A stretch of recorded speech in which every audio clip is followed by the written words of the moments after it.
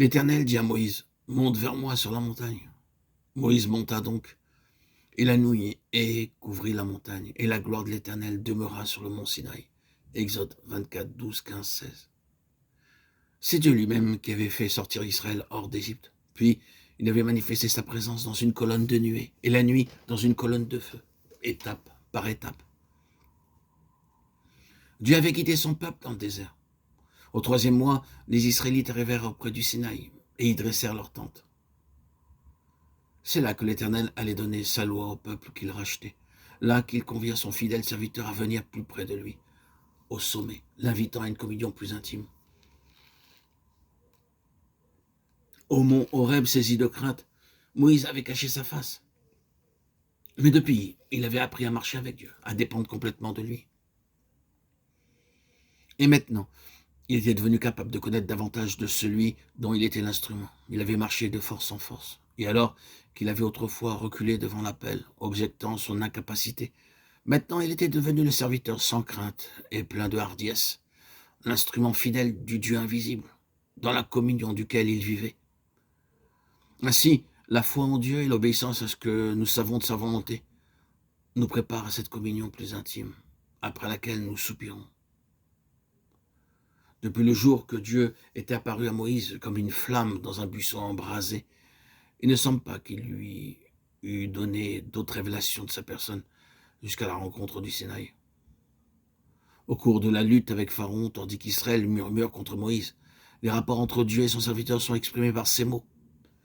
Et l'Éternel parla à Moïse.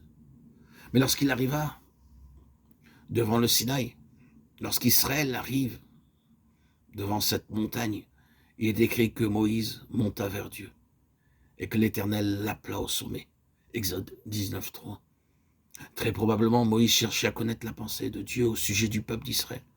Et dès lors, il fut conduit pas à pas dans une communion toujours plus intime avec Dieu, jusqu'à être admis à contempler la gloire qui ressemblait à un feu dévorant.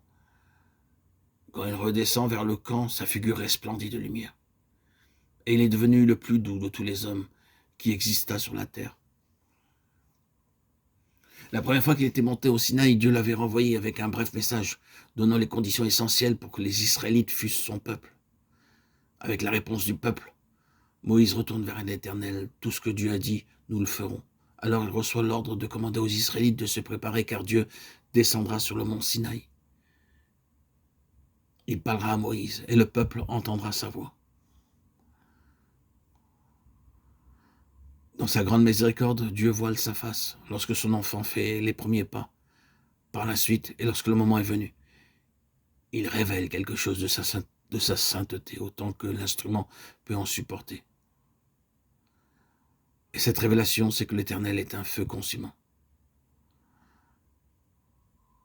Peut-être bien des chrétiens ont-ils, comme Moïse, rencontré l'Éternel au mont Horeb, où Dieu s'est révélé à eux comme une flamme brûlant leur cœur, ainsi que dans le buisson.